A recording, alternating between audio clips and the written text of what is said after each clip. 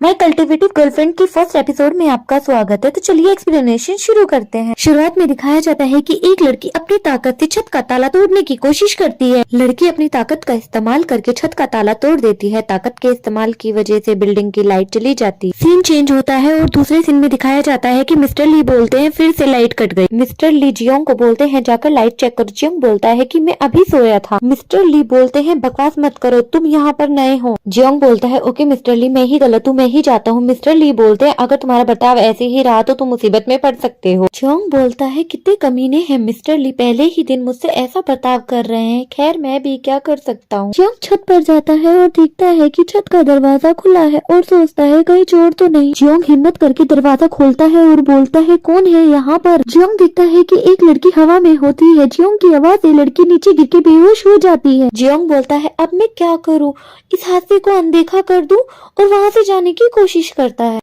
Jeong बोलता है TV में फर्स्ट एड ऐसे ही देते हैं, मैं कुछ गलत नहीं कर रहा। फिर सोचता है मैं एक जेंटलमैन हूँ, मैं ऐसा नहीं कर सकता, मैं किसी बेहोश लड़की का फायदा नहीं उठा सकता। खैर छोड़ो, लड़की की जान बचाना जरूरी है और वो बेहोश लड़की को किस कर लेता है।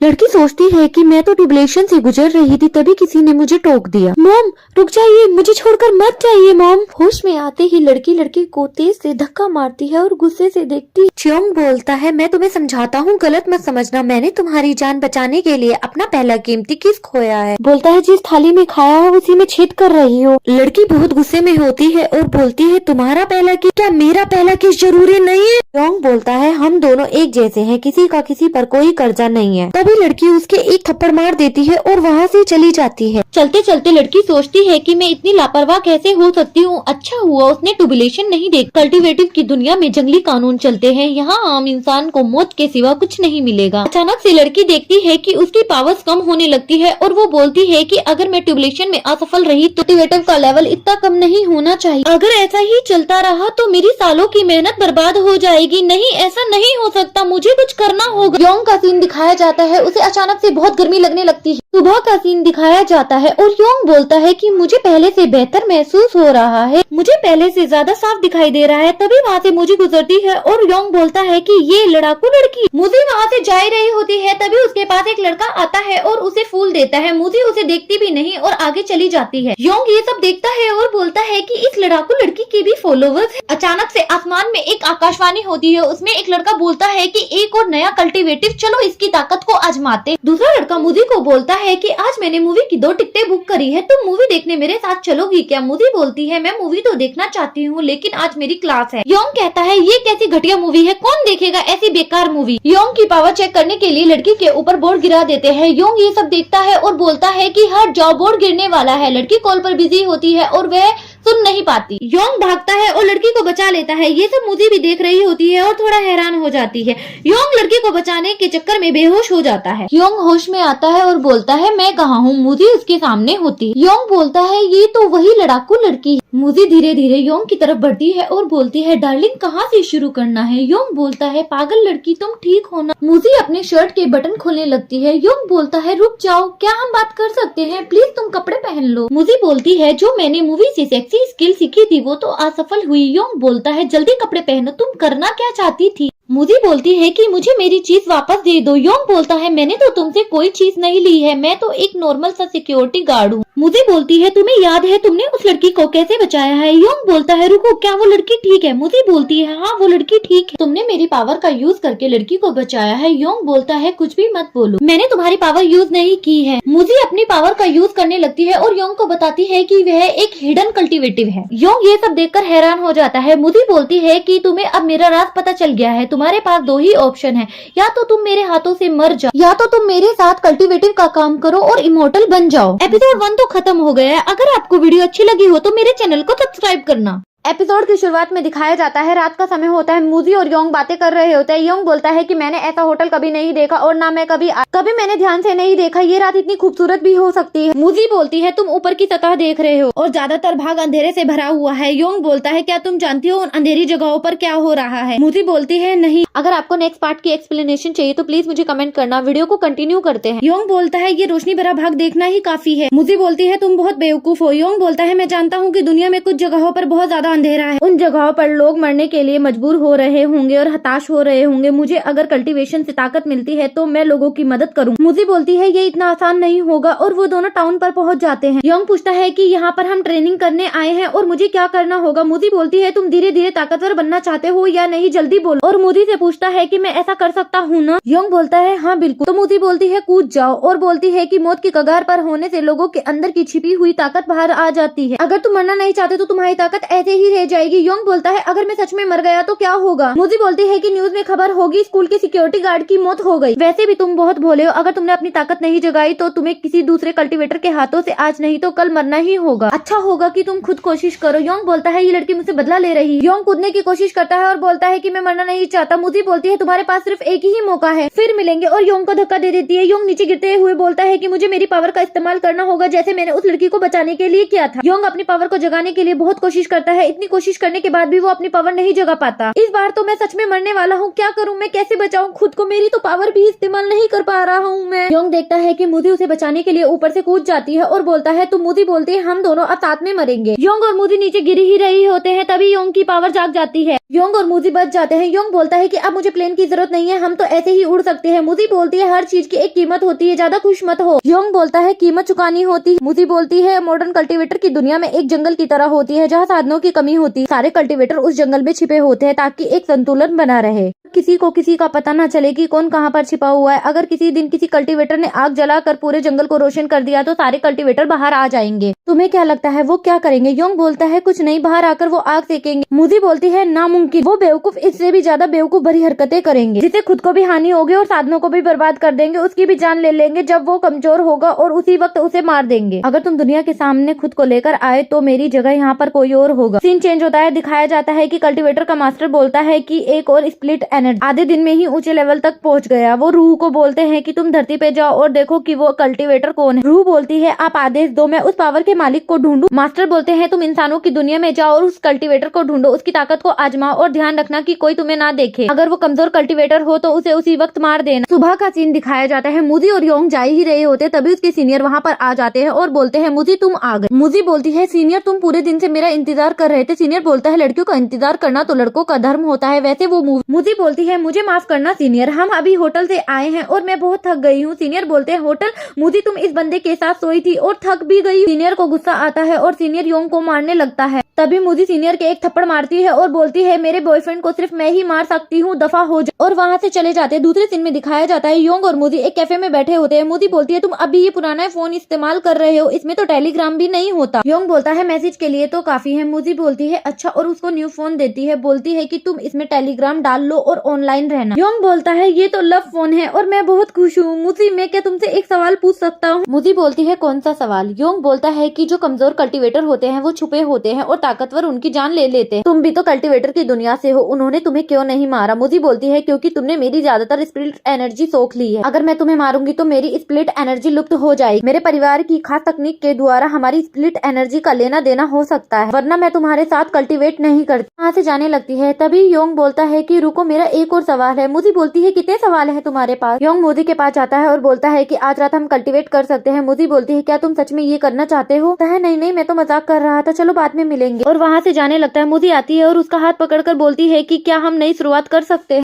कि मुझे ने कहा था ये दुनिया बहुत खूंखार है, लेकिन मैं जब भी उसके साथ होता हूँ बहुत सुरक्षित महसूस करता हूँ। रात के सीन में दिखाया जाता है रूह इंसानों की दुनिया में आ जाती है और बोलती है कि इंसानों का खून कितना मीठा होता है। एपिसोड 2 यहीं पर खत्म होता है। अगर आपको मेरी वीडियो अच्छी लगती है तो लाइक जरूर कर और मेरे चैनल को सब्सक्राइब करना। मिलते हैं नेक्स्ट वीडियो। एपिसोड की शुरुआत में दिखाया जाता है रूह इंसानों की दुनिया में आ जाती है और उस लड़के को ढूंढने की कोशिश करती है, बट उसे वो लड़का नहीं मिलता। उसे एक आइडिया आता है और वो अपना स्मार्टफोन निकालती है, उसमें वो अपनी सेक्सी सी फोटो पोस्ट कर देती है। उसे देखकर बहुत सारे आदमी उसके पास आ जाते हैं। वो सब आदमियों को चेक करती है, उसमें से किसी के पास भी स्प्लिट एनर्जी नहीं निकलती। वो उन आदमियों को पीट देती है और बहुत ज्यादा फ्रस्ट्रेट हो जाती है और बोलती है कहीं वो गे तो नहीं और मेरा ये तरीका काम नहीं आया, मुझे अपने तरीके को बदलना होगा, लेकिन अभी तो मुझे कुछ सूझ नहीं रहा है, अब मैं क्या करूँ। सीन चेंज होता है। मिस्टर ली और योंग का सीन दिखाया जाता है। योंग मुझी से बातें कर रहा होता है, तभी देखता है कि मिस्टर ली कंप्यूटर में देखकर हंस रहे होते हैं और बोलते हैं कि वो क्यूट बॉय बोलते बोलते वो बाहर चले जाते हैं। योंग बोलता है कि कहीं इन्हें किसी ने वश में तो नहीं कर लिया, वन नाइट स्टैंड के चक्कर में किडनैप करके इनकी किडनी ना निकाल। मिस्टर ली बोलते हैं मुझे पार्क जाना होगा,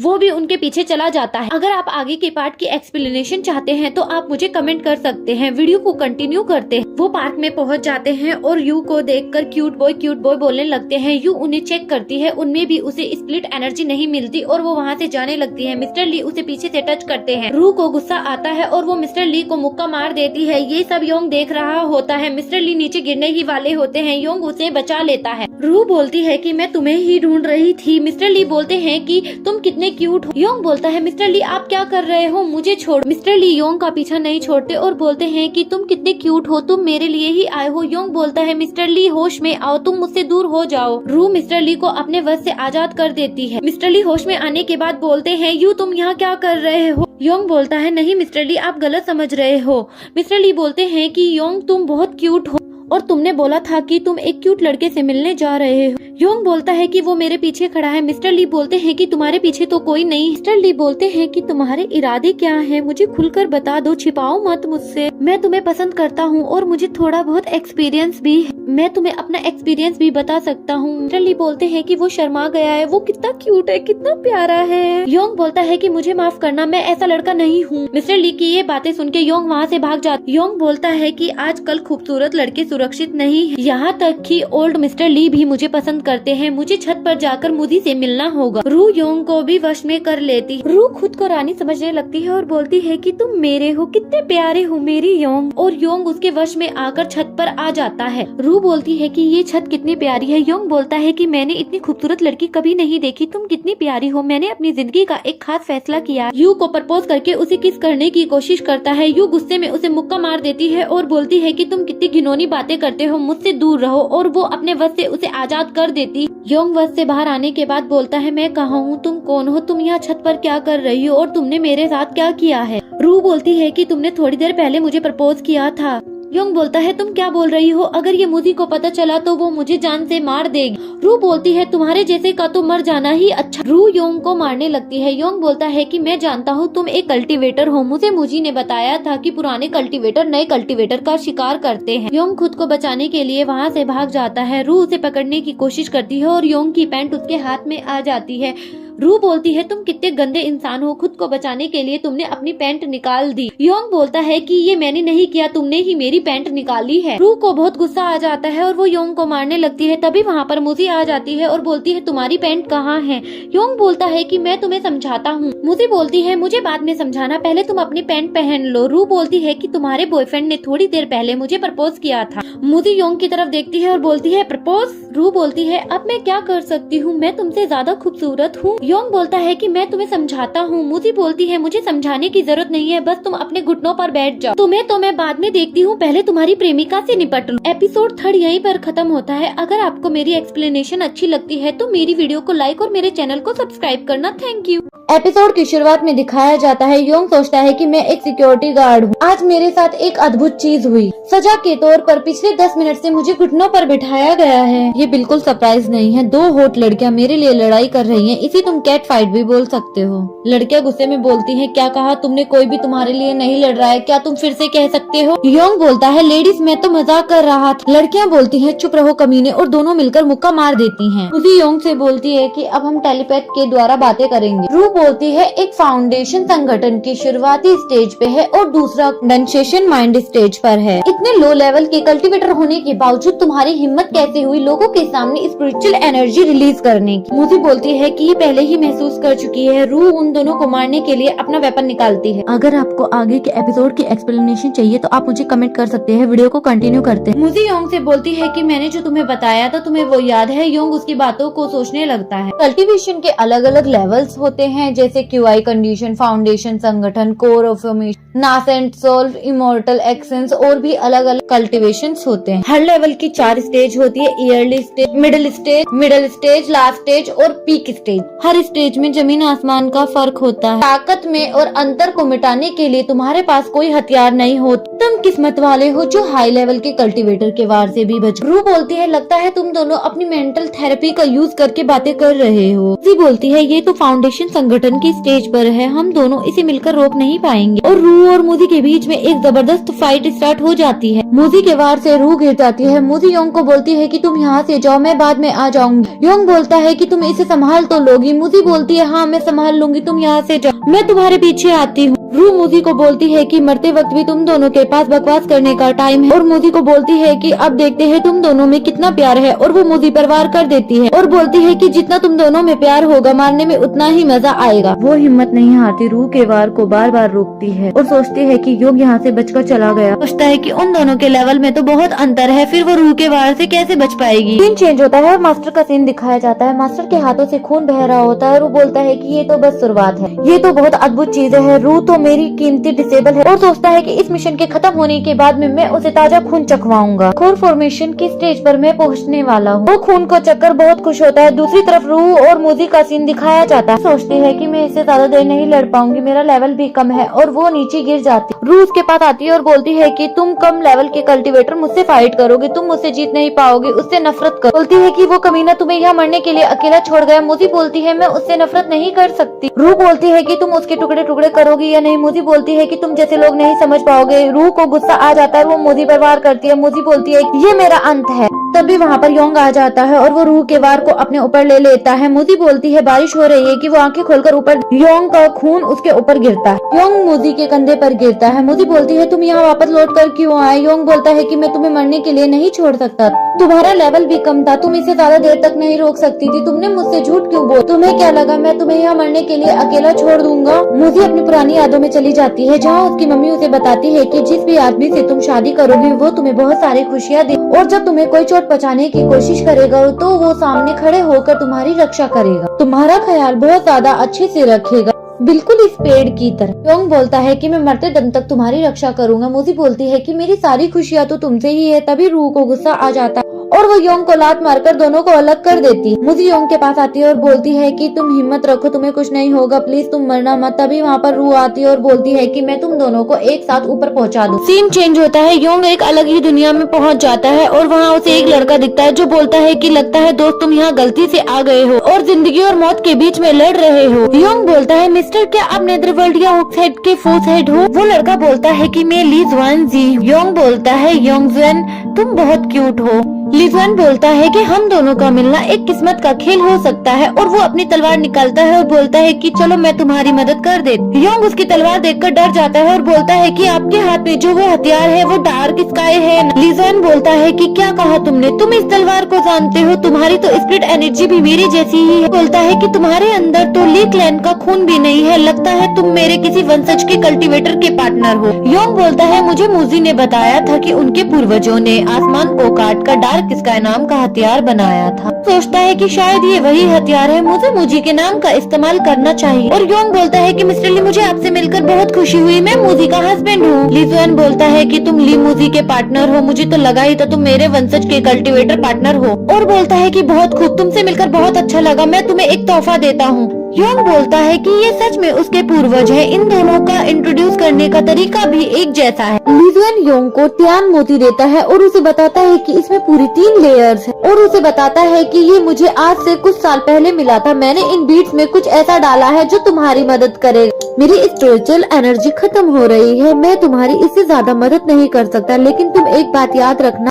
तुम वापस जाने के बाद में 1 मिनट तक ही टिक पाओगे। लीजुआन वहाँ से चले जाते हैं। योंग बोलता है कि मुझे आपसे एक सवाल पूछना था। लीजुआन बोलता है कि तुम वापस जाने के बाद में तुम्हें तुम्हारी पावर्स मिल जाएगी, और वो वहाँ से चले जाते हैं। योंग बोलता है कि मेरा ये सवाल था कि मैं इन बीट्स का कैसे इस्तेमाल करूँ, मुझे तो कुछ भी नहीं पता। मूजी का सीन दिखाया जाता है, मूजी योंग को याद कर रही होती है, तभी एक पावर आता और उस पावर से योंग निकलता है और मूजी को बचा लेता है। एपिसोड 4 यहीं पर खत्म होता है। अगर आपको मेरी वीडियो अच्छी लगती है तो वीडियो को लाइक और चैनल को सब्सक्राइब करना। Thank you. एपिसोड की शुरुआत में दिखाया जाता है योंग मूजी की जान बचा लेता है। रूह ये सब देखकर बोलती है कि इसकी स्प्लिट पावर कैसे बढ़ रही है, इसका तो फाउंडेशन कोर भी बढ़ता ही जा रहा है, इस लेवल के साथ मैं इससे नहीं लड़ सकती, इस तरह तो मैं इससे मारी जाऊंगी, क्या इसकी पावर मेरे मास्टर से भी ज्यादा। रूह योंग को मारने के लिए अपनी तलवार निकालती है और योंग पर वार करती है। योंग की पावर के सामने रूह की तलवार टूट जाती है और वो नीचे गिर जाती है, और अब मेरी मैजिक तलवार भी टूट चुकी है, मुझे नहीं लगता है कि अब मेरे पास कोई उम्मीद बची है। और वो नीचे गिरने की कोशिश करती है, मूजी उसे नीचे गिरने से रोकती है, लेकिन वो उसकी बात नहीं सुनती और नीचे गिर जाती है। गिरते हुए सोचती है कि मैं अपनी किस्मत को काबू नहीं कर सकती, शायद मैंने अपने मरने का तरीका चुन लिया। रू आंखें खोलकर देखती है तो वो योंग की बाहों में होती है और योंग बोलता है कि तुम एक लड़ाई हारी हो, तुम भाग भी सकती हो, ये इतना भी नामुमकिन नहीं। और योंग उसे अपनी पावर से ऊपर लेकर आ जाता है। रू बोलती है कि तुम कुछ नहीं जानते, तुम्हारे जैसे कमजोर इंसान इस दुनिया की निर्दयता को कैसे समझे। वहाँ से चली जाती है। मूजी बोलती है कि उसे जाने दो, सबके अपने राज होते हैं। और वो योंग का कान पकड़कर बोलती है कि बताओ तुम्हारे पास ये पावर्स कहाँ से, और बोलती है कि बताओ वो पावर क्या थी। योंग बोलता है कि दरअसल मेरा हमेशा से ही एक हीरो बनने का सपना था और मैं एक बड़ा ही कूल हीरो बनना चाहता था। ये सुनकर मूजी को गुस्सा आ जाता है और वो योंग को मुक्का मार देती है और बोलती है कि तुम कुछ कहना चाहते हो या नहीं। मूजी योंग का कॉलर पकड़कर बोलती है कि हम कहीं चलते हैं। योंग बोलता है कहाँ, आधी रात हो चुकी है और मैं बहुत ज्यादा थक भी गया हूँ। मूजी बोलती है रूम में। रूम का सीन दिखाया जाता है। मूजी दरवाजे के पास खड़ी होती है और बोलती है कि अब बताओ तुम्हारी स्प्लिट पावर इतनी ज्यादा कैसे बढ़ गई। योंग बोलता है स्प्लिट पावर याद आया, मैंने उस टाइम भगवान से प्रार्थना की और मैंने मन में भगवान से बोला कि वो मुझे और ज्यादा ताकतवर बना दे और वो तभी वहाँ पर प्रकट हो गए। ये सब सुनकर मूजी बोलती है कि अब मैं तुम्हें सच बताती हूँ कि तुम्हारी और मेरी पावर को ऑब्जर्व करने का एक रहस्य है। योंग बोलता है कि मैं नहीं जानता, तुम देखो मेरा चेहरा, मैं कितना भोला भाला। मूजी योंग की तरफ हंसते हुए बढ़ती है और बोलती है कि मुझे कुछ खास कदम उठाने पड़ेंगे। मूजी योंग को बेड पर धक्का दे देती है और उसके दोनों हाथ बांध देती है और उसके ऊपर आकर बैठ जाती है। योंग बोलता है तुम क्या कर रही हो। मूजी बोलती है कि ये ली फैमिली का को कल्टीवेशन करने का एक अलग मेथड, और वो योंग को किस कर देती है और बोलती है कि इसके इस्तेमाल से यिंग और यांग का मिलाप होता है। और बोलती है कि स्प्लिट पावर एक चक्कर की तरह हमारे शरीर में बिना रुके प्रवेश करती रहे। उसके बाद हम शुरू करते हैं। योंग बोलता है कि ये इतना जाना पहचाना क्यों लग रहा है। हमारी स्प्लिट एनर्जी एक होने के बाद भी मुझे ऐसा लग रहा है मानो जैसे ढलते हुए सूरज की रोशनी मुझ में ही आ गिरी हो। ये काफी सुहाना और आरामदायक है। हम दोनों के सारे राज एक दूसरे के सामने आ चुके। ऐसा लग रहा है कि उसके मन की गहराइयों में छुपी हुई यादों को भी देख सकता हूँ। योंग मूजी की यादों में पहुंच जाता है और यादों में पहुंचने के बाद वो बोलता है कि मूजी कहाँ है, लेकिन उसे मूजी नहीं दिखाई देती। उसे वहाँ पर एक दरवाजा दिखाई देता है। वो उस दरवाजे के पास जाता है और बोलता है कि इस दरवाजे पे ताला क्यों है, और वो ताले को टच करता है और वो उसकी यादों के अंदर घुस जाता है, जहाँ उसे एक छोटी सी बच्ची रोते हुए दिखाई। मूजी भी योंग की मन की गहराइयों में जाने की कोशिश करती है और बोलती है कि मुझे बस इसके थोड़े ही नजदीक, और वो बोलती है कि मैं अपनी स्प्लिट एनर्जी के द्वारा उसके सारे राज जान लूं। मूजी योंग की मन की गहराइयों के पास पहुंचती है और बोलती है कि मैं तो इसे हिला भी नहीं पा रही, और वो देखती है और बोलती है कि उसके पास वेपन है, वो जिंदा है। और मूजी एक अलग ही जगह पर पहुंच जाती है जहाँ उसे खून दिखाई देता है और उसके सामने एक आदमी खड़ा होता है जिसके पास तलवार होती है। मूजी सोचती है कि हम तो बहुत पहले ही एक हो गए थे। दूसरी ओर योंग का सीन दिखाया जाता है। योंग ऐसी जगह होता है जहाँ आग लग रही होती है। एकदम से उसकी आँख खुलती है और वो बोलता है कि मूजी कहाँ है, और वो अपने आसपास देखता है, सब लोग आग में जल रहे होते। तभी उसे एक आवाज सुनाई देती है जो बोलती है कि मुझे बचाओ। योंग भागकर जाता है और बोलता है कि मैं आ रहा हूँ मूजी तुम्हें बचाने के लिए। और योंग वहाँ पर पहुँच जाता है जहाँ पर एक लड़का होता है और वो उसे देखकर बोलता है कि ये कौन है। तभी एक लड़की बोलती है कि प्लीज रुक जाओ रुक जाओ। वो लड़का बोलता है कि ब्लैक स्काई कहाँ। प्रेजेंट का सीन दिखाया जाता है। मूजी रो रही होती है। योंग बोलता है कि ये तुम्हारा प्रेजेंट था, बड़ा ही दुख से भरा हुआ, और बोलता है कि अब सब ठीक होगा, मैं तुम्हारी रक्षा करूंगा। योंग उठकर अपने कपड़े पहन लेता है। मूजी बोलती है कि ली फैमिली में पूरे 33 लोग मेरे अलावा सब उस दिन उसके हाथों से मारे गए। सब हमारे फैमिली ट्रीजर ब्लैक स्काई के वजह से हुआ है। और बोलती है कि मुझे यकीन है जब तक मेरे पास ये ब्लैक स्काई है मेरी उससे किसी दिन मुलाकात जरूर होगी। और बोलती है कि मेरी माँ और बाकी रिश्तेदार जो उसके हाथों मारे गए हैं, मैं मूजी उनकी कसम खाती हूँ कि उसका खून उनकी कब्र पर चढ़ा। योंग बोलता है कि उसका लेवल क्या है, क्या हम दोनों मिलकर भी उसे नहीं हरा सकते। मूजी बोलती है सबसे ऊंचे कल्टीवेटर उस क्लैन के मुखिया का है, नेसेट सोल के ईयरली स्टेज पर होगा, और उसके बाद 6 एल्डर हैं जिनके लेवल इंडिपेंडेंट सोल जैसे। और बोलती है कि हम उसका एक बार भी सहन नहीं कर पाएंगे, अगर उससे हम अभी मिले तो मर जाएंगे। योंग बोलता है कि वो बहुत ज्यादा खतरनाक है और वो मूजी के पास मूजी का हाथ पकड़कर बोलता है कि चिंता मत करो, मैं तुम्हारे साथ हूँ और मैं तुम्हारी मदद करूंगा। आखिरकार हम दोनों को कल्टीवेशन कपल जो। और ये सुनकर मूजी योंग के गाल पर किस करती है। योंग ये देखकर बहुत ज्यादा खुश हो जाता है और बोलता है कि जब मैंने उसी किस को महसूस किया तब काफी देर हो चुकी थी। मैं चाहता हूँ कि काश ये समय इसी पल रुक जाए। मूजी योंग के करीब आती है और बोलती है कि आज मेरी रक्षा करने के लिए तुम्हारा इनाम है। योंग बोलता है कि मुझे मेरी स्प्लिट पावर के बारे में बात करनी है। तभी मूजी उसके होठों पर हाथ रख देती है और बोलती है कि तुम्हें अब बाहर जाना चाहिए, और सोचती है कि मैं तुम्हारे मन के राज को नहीं जान पाई, लेकिन काफी समय के बाद कोई है जो मुझे अपना सा लगा, जो मैंने काफी समय से महसूस नहीं किया। और योंग को बोलती है कि काफी रात हो गई है, मैं सोने जा रही हूँ, तुम घर वापस चले जाओ। योंग बोलता है कि वापस जाओ। मूजी उसे मुक्का दिखाती है और ये देखकर वो डर जाता है और बाहर चला जाता है और बोलता है कि काफी रात हो चुकी है। रास्ते पे चलते हुए गाना गाता है और चांद को देखकर बोलता है कि आज मुझे अकेले ही स्कूल जाना होगा। क्या यही मेरी किस्मत है? अच्छा हुआ उसने टियान बीट्स के बारे में मुझसे कुछ नहीं पूछा। अपनी जेब में हाथ डालता है और उसे वो बीट्स नहीं मिलते और बोलता है कि वो बीट्स कहाँ गए? मैंने तो वो बीट्स अपनी पॉकेट में ही रखे। रोते हुए बोलता है कि वो मेरा खजाना था, अब मैं बिना उनके कैसे बचाऊंगा मॉडर्न कल्टीवेटर की दुनिया। सीन चेंज होता दिखाया जाता है कि वो अपने घर पर आता है। दरवाजा खोलते ही मिस्टर ली बोलते हैं कि तुम कहाँ थे? तुम्हारे लिए यहाँ पर एक लड़की बहुत देर से वेट कर रही है। मिस्टर ली योंग पर बहुत ज्यादा गुस्सा करते हुए बोलते हैं कि ये कोई जगह है लड़कियों को बुलाने की? अगर ये तुम्हारी फियोंसे है तो तुम्हें इससे बाहर मिलना चाहिए, तो तुम्हें अपनी फियोंसे को यहाँ पर नहीं बुलाना चाहिए। योंग लड़की को देखता है और अचानक से चिल्लाता है। लड़की बोलती है, हाय डार्लिंग, मैं तुम्हारा कब से वेट कर रही हूँ, तुम इतनी देर से कहाँ थे? ये देखकर योंग की नाक से खून निकल जाता है। एपिसोड 5 यहीं पर खत्म होता है। अगर आपको मेरी एक्सप्लेनेशन अच्छी लगती है तो वीडियो को लाइक और चैनल को सब्सक्राइब करना। Thank you.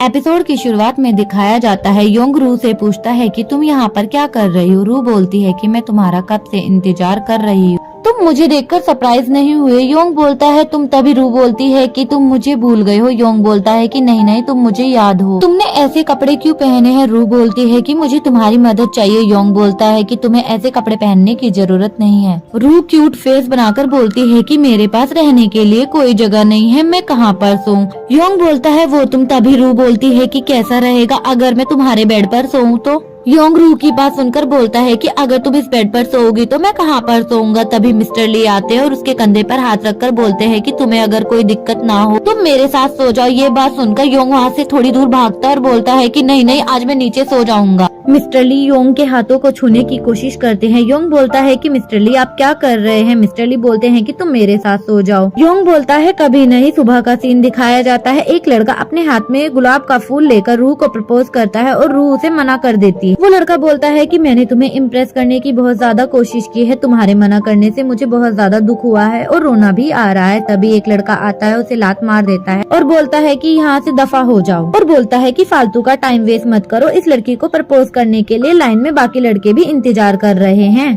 वो लड़का बोलता है कि आप कितनी खूबसूरत है, क्या आप मेरे साथ डेट पर चलना चाहेंगी? रू अपने सर पर हाथ मारती है और बोलती है कि ये तो सारा डांसिंग ट्रेडिशन के साइड इफेक्ट्स हैं। रू के पास गुलाब वाला लड़का दोबारा आता है और बोलता है कि तुम मेरा प्रपोजल एक्सेप्ट कर लो। तभी वहाँ पर तेज रफ्तार में एक कार आती है जिससे वो नीचे गिर जाता है। वो कार वाले से बोलता है कि अगर तुम्हारे पास कार है तो तुम कहीं भी शो ऑफ कर सकते हो, तुम्हें ऐसा लगता है?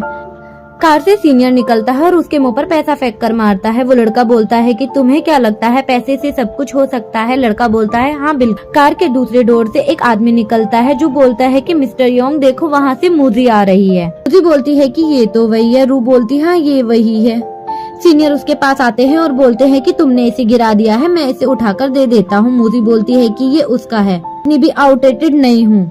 सीनियर अंगूठी को हाथ में उठाकर मूजी से बोलते हैं कि क्या तुम मेरे साथ डेट पर चलना चाहोगी? मूजी बोलती है कि तुम्हें हमेशा मेरी रक्षा और मेरी जिंदगी भर ख्याल रखना होगा, तभी तुम मेरे बॉयफ्रेंड बनने के लायक बनोगे। मुझे लगता है कि वो ठरकी लड़की तुम्हारे लिए बिल्कुल ठीक है। सीनियर रू की तरफ देखते हैं। रू बोलती है कि मेरा बॉयफ्रेंड बनने के लिए इसे पूरी जिंदगी मेरी रक्षा करनी होगी और मेरा ख्याल रखना होगा। तभी वो फूल वाला लड़का आता है और बोलता है कि मैं ये सब करने के लिए तैयार हूँ। को गुस्सा आता है और वो उसको मुक्का मार देती है और बोलती है कि जो सामने से लड़का आ रहा है वो ही मेरा बॉयफ्रेंड बनने के लायक है। सामने से योंग आ रहा होता है और वो सोचता है कि मैं मूजी को ये सब कैसे समझाऊंगा। तभी वो रू और मूजी को देखता है और बोलता है कि तुम दोनों यहाँ पर क्या कर रही हो? मूजी बड़े प्यार से बोलती है कि मैं तो बस तुम्हारे साथ मूवी देखना चाहती थी। रू बोलती है कि मुझसे पहले हमले की कोशिश। तभी वो योंग के गले लग जाती है और बोलती है कि डार्लिंग मैं भी तुम्हारे साथ मूवी देखने के लिए चलूंगी।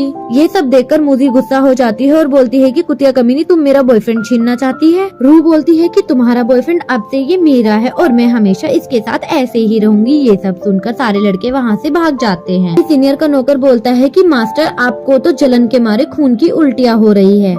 रू और मूजी योंग को खींचती है। रू बोलती है कि ये मेरा है। मूजी बोलती है कि सीनियर बोलता है उस कमीने ने फिर से मुझसे मेरी बंदी को छीन लिया। सीनियर गुस्से में बोलते हैं कि मैं कसम खाता हूँ अगर मैंने इसको सबक नहीं सिखाया तो मैं अपना नाम आज से उल्टा लिखूंगा। नौकर बोलता है कि मास्टर इससे उसे कोई फर्क नहीं पड़ने वाला। सीन चेंज होता है और मूवी हॉल का सीन दिखाया जाता है। वो तीनों बैठकर साथ में मूवी देख रहे होते हैं। वो दोनों बोलती है कि योंग मेरा है।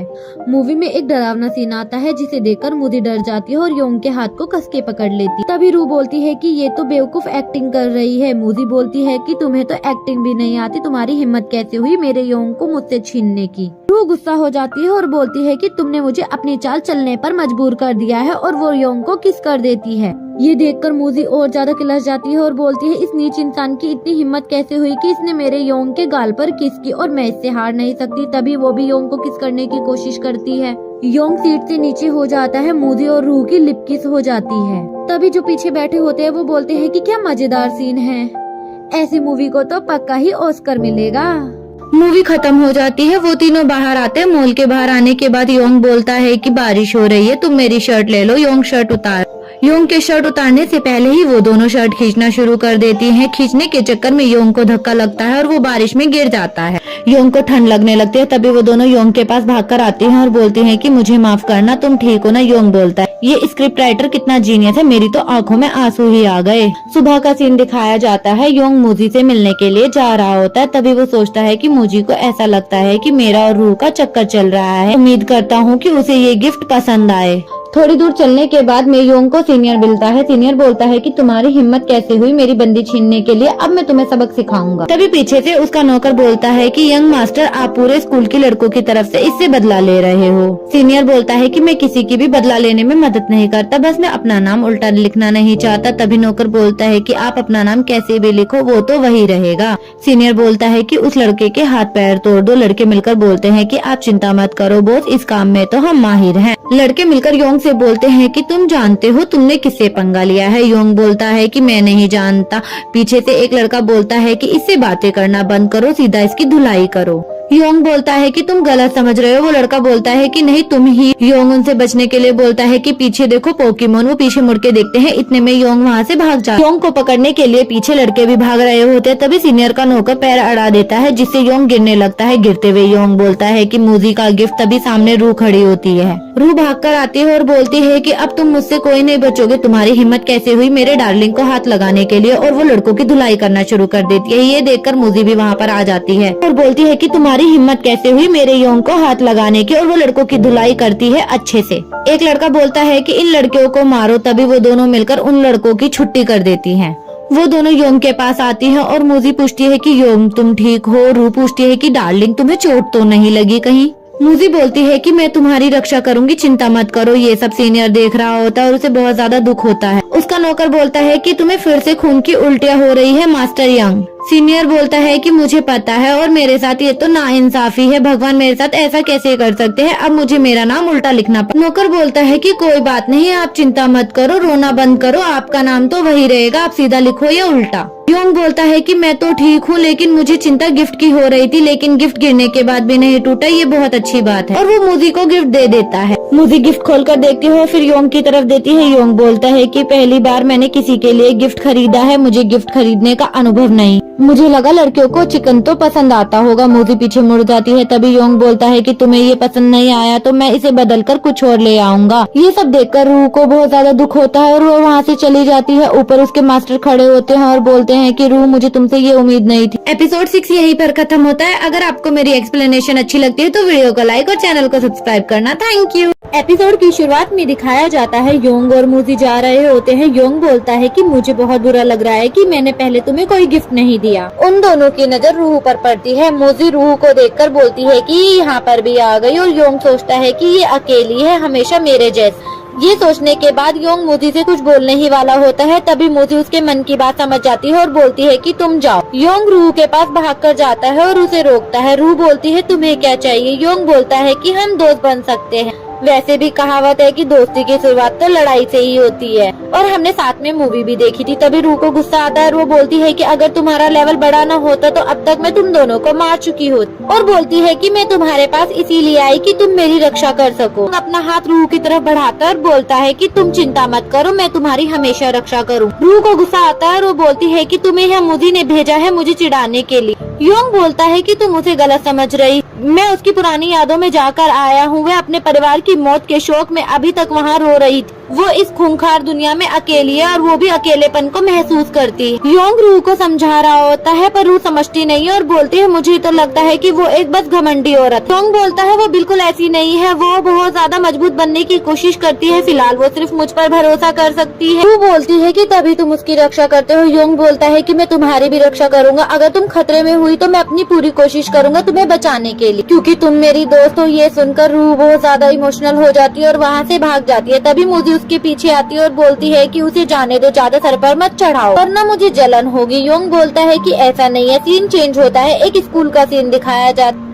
एक लड़की एक लड़के को हक करती है और लड़का बोलता है कि ये सब करने का अभी टाइम नहीं है। लड़की बोलती है कि घबराओ मत, यहाँ पर कोई नहीं आएगा और मुझसे अब रहा नहीं जाता।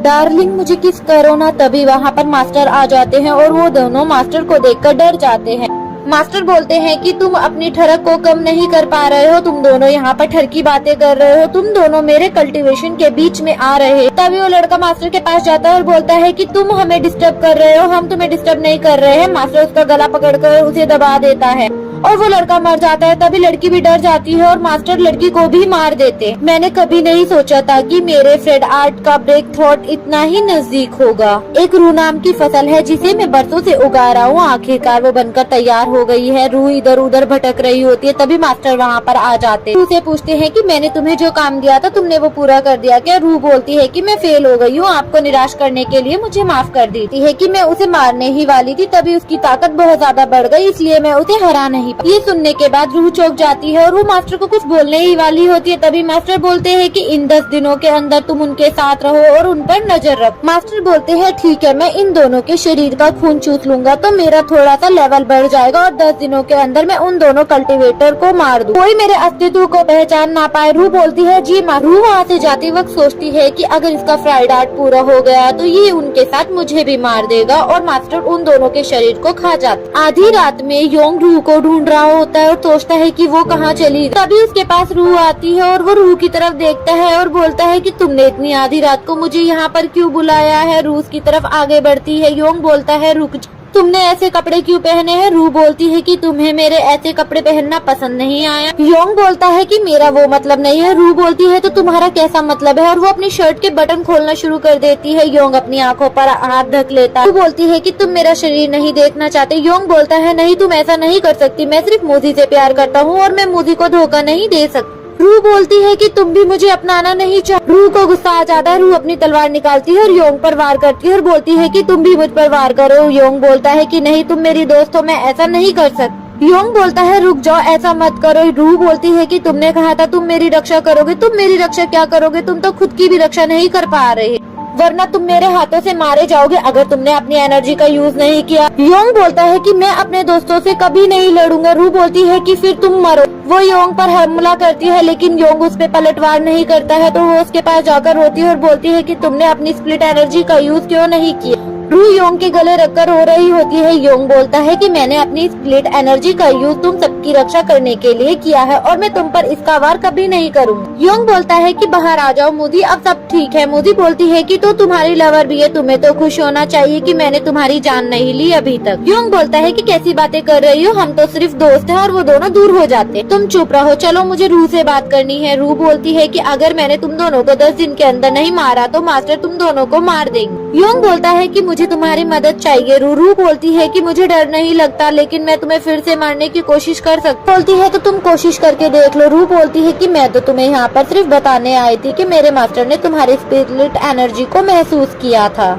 मुझे बोलती है कि अगर हम रूह के हाथों मारे गए तो ये हमारी सबसे बड़ी गलती होगी और रूह अगर हमारे हाथों मारी जाती है तो उसके खुफिया प्लान जारी रहेंगे। अगर हम तीनों जिंदा रहते हैं तो रूह उनके पास वापस नहीं जा सकती। रूह बोलती है कि मैंने नहीं सोचा था कि स्कूल की क्वीन का IQ उसकी खूबसूरती के विपरीत होगा। मुझे बोलती है कि निराश करने के लिए माफ करना। योंग बोलता है कि रूह के मास्टर तो ताकतवर बंदा है। रूह बोलती है इतना ही नहीं, मास्टर जल्दी कोर फाउंडेशन के मिडिल स्टेज पर पहुँचने वाले हैं, वो हम सबको एक साथ मार देंगे। योंग बोलता है कि अब तो हमारा खेल खत्म। मास्टर का सीन दिखाया जाता है। मास्टर ध्यान में बैठे होते हैं और बोलते हैं कि अब मेरा कल्टीवेशन बहुत जल्दी बढ़ रहा है, बस मुझे अब उन दोनों कल्टीवेटर्स का खून चाहिए। मेरे कल्टीवेशन के 10 साल बच जाएंगे, जल्दी मैं कोर फाउंडेशन के मिडिल स्टेज पर पहुंच जाऊंगा। एपिसोड 7 यहीं पर खत्म होता है। अगर आपको मेरी एक्सप्लेनेशन अच्छी लगती है तो वीडियो को लाइक और चैनल को सब्सक्राइब करना। Thank you. एपिसोड की शुरुआत में दिखाया जाता है कि योंग बोलता है कि हमारी प्रॉब्लम उस इंसान से है जिसने रूह को इतने टाइम से बहकाया हुआ है। क्या तुम उस आदमी के खिलाफ जाना चाहती हो? ये तो नियमों के खिलाफ होगा। तभी मूजी बोलती है कि यह आधुनिक कल्टीवेटिव की दुनिया में जहाँ एक दूसरे के पीठ में छुरा भोंक रहे हैं, वहाँ पर टीचर और स्टूडेंट जैसा रिश्ता है ही नहीं।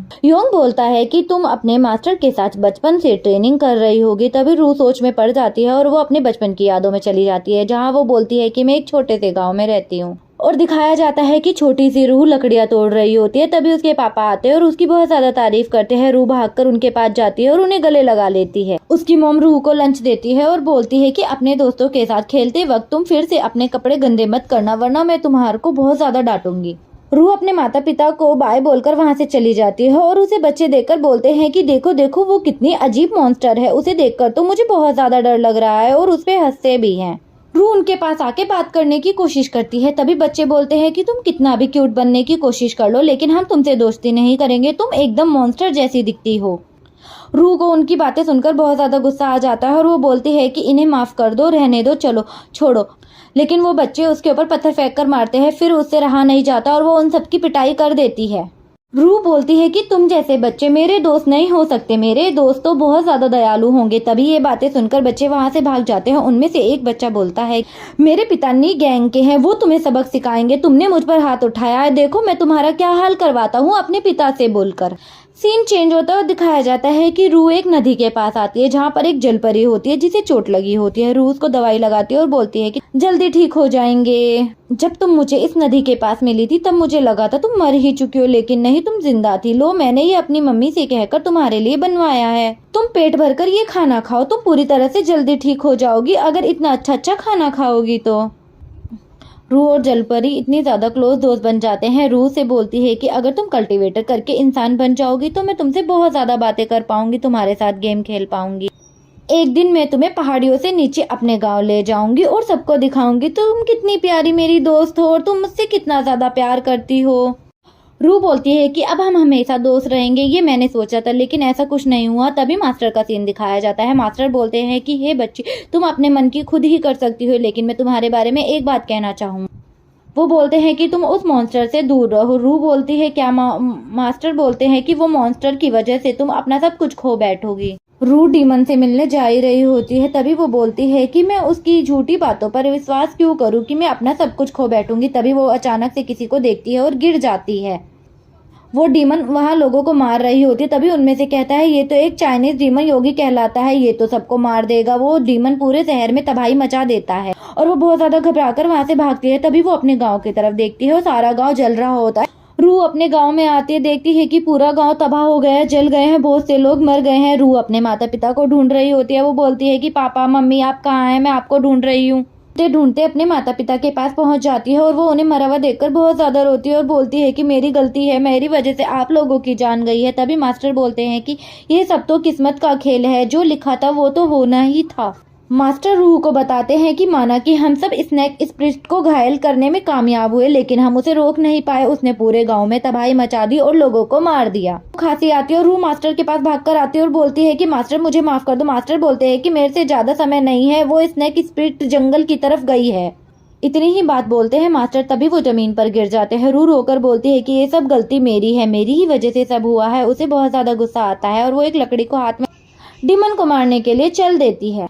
मैं तुम्हें मार दूंगी, मैं तुम्हारे टुकड़े टुकड़े कर दूंगी, तुम्हारी वजह से मेरा सब कुछ खत्म हुआ है, मैं तुम्हें भी खत्म कर दूंगी। वे रूह उस स्नेक के जो घर होता है उसके पास आ जाती है और बोलती है कि तुम बाहर आओ, मुझे तुमसे बदला लेना है। तभी वहां से कोई एक आदमी बाहर आता है जो बोलता है कि बच्ची तुम अपनी जान खतरे में क्यों डालना चाहती हो।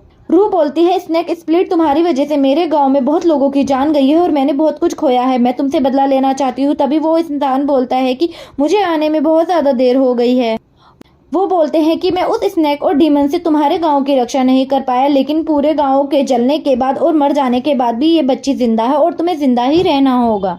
को बहुत ज्यादा गुस्सा आ रहा होता है। वो बोलती है कि तुम हट जाओ, लेकिन वो वहां से नहीं हटते तो वो उन्हीं पर वार करती है, जिसकी वजह से वो नीचे गिर जाती है और उसके हाथ से डंडा भी छूट जाता है। तभी मास्टर बोलते हैं कि पूर्णिमा की रात स्नेक स्प्लिट और भी ज्यादा ताकतवर होती है, तुम्हारी जान चली जाएगी अगर तुम मुझसे लड़ाई करने के लिए जाओगी। वो इतनी ज्यादा ताकतवर है कि तुम उसे हरा नहीं सकती, लेकिन ली फायर एक खास हथियार है जिससे तुम उसे हरा सकती हो, लेकिन उसे हासिल करने में तुम्हें थोड़ा समय लगेगा। मास्टर बोलते हैं कि वो हथियार मेरे पास है, मैं तुम्हें वो हथियार दे सकता हूँ, और वो रूह को हथियार दे देते हैं। रूह वो हथियार लेकर मारने के लिए चली जाती है डीमन को, और डीमन को ढूंढने के लिए उसी के खून का इस्तेमाल करती है। जहाँ जहाँ डीमन के खून के निशान पड़े होते हैं वो डीमन को ऐसे खोज लेती है। वो वहां जाकर बोलती है कि तुमने मुझे धोखा दिया, तुमने मेरे पूरे गाँव को मार दिया, तुमने ये अच्छा नहीं किया। लेकिन जब वो डीमन की तरफ देखती है तो वो स्नेक स्प्लिट बहुत ज्यादा घायल होती है। तो उससे पूछती है कि तुमने ऐसा क्यों किया, लेकिन वो स्नेक स्प्लिट उस पर वार कर रहा होता है। तभी रूह उसको चाकू मार देती है और बोलती है कि तुमने मुझे धोखा क्यों दिया। वो स्नेक स्प्लिट रूह पर वार करने नहीं, रूह को दवाई लगाने के लिए आई थी, और लेकिन रूह को लगता है कि वो उस पे वार कर रही है तो वो उसे मार देती है। तभी वो उसके कंधे पर गिर जाती है, को गले लगाकर बहुत ज्यादा रोती है और बोलती है कि मेरी दोस्त मुझसे बहुत बड़ी गलती हो गई, और वो और ज्यादा रोने लगती है। रूह अंधेरी रात में अकेले चल रही होती है। तभी उसके सामने मास्टर आ जाते हैं और वो बोलती है कि आप इमोर्टल हो, आप मेरे गांव को बचा सकते हैं, प्लीज आप इमोर्टल हो तो मेरे गांव को बचा लीजिए। किसी की मृत्यु, किसी का जन्म, किसी का पुनर्जन्म, ये तो स्वर्ग के बनाए हुए नियम है। किसी को पुनर्जीवित करना स्वर्ग के नियमों के खिलाफ होगा। मुझे नहीं लगता कि मैं ऐसा कुछ कर सकता हूँ। तभी रूह बोलती है कि लेकिन मैंने तो अपना सब कुछ खो दिया है, अब मैं क्या करूँ, अब मैं कहाँ पर जाऊँ, तो मेरे पास सिर्फ मेरा दर्द ही बचा है और कुछ नहीं बचा, अब मैं क्या करूँ। तभी मास्टर आते हैं, उसके सर पे हाथ रखकर बोलते हैं कि क्या तुम मेरी स्टूडेंट बनकर मेरे साथ कल्टीवेटर के रास्ते पर चलना चाहोगी। मास्टर बोलते हैं कि ऐसे तुम्हारे दिल में दर्द भी नहीं होगा। तभी रूह बोलती है कि क्या आप कहना चाहते हैं कि मैं इमोर्टल बनने से मेरे दिल का दर्द नहीं होगा। मास्टर उसे बताते हैं कि कल्टीवेटिव के अंदर कोई भी भावनाएं नहीं होती, कोई भी भावना उन्हें तोहके से नहीं भटका सकती, उन्हें बिल्कुल भी दर्द महसूस नहीं होता। रूह बोलती है कि मास्टर आपको मेरा प्रणाम, मैं आपका स्टूडेंट बनने के लिए बिल्कुल तैयार हूँ। उसके बाद में मैं मास्टर के साथ कल्टीवेशन की राह पर चलने लगी। एक दिन जब मैं मास्टर के साथ कल्टीवेशन की ट्रेनिंग कर रही थी, तब मैंने देखा कि मास्टर एक एविल कल्टीवेशन की तैयारी कर रहे हैं, जो अपने कल्टीवेशन बढ़ाने के लिए किया जाता है। यहाँ तक कि उनका मेरी तरफ देखने का नजरिया भी बदल गया था, मानो जैसे अपने शिकारी शिकार की तरफ देख रहा हो। ऐसे मास्टर मुझे आजकल देखने लगे हैं। रूह एकदम से डर जाती है और वो अपने प्रेजेंट में वापस आ जाती है। तभी योंग बोलता है कि रूह तुम ठीक हो। रूह बोलती है हाँ मैं ठीक हूँ। रूह उन दोनों को बताती है कि इस तरह का एविल आर्ट आम लोगों के खून का इस्तेमाल करते हैं और कल्टीवेशन का लेवल बढ़ाने के लिए करते हैं। दूसरी तरफ कल्टीवेशन के खून का इस्तेमाल करके वो एक दिन एक लेवल से दूसरे लेवल पर आसानी से प्रवेश कर जाएंगे।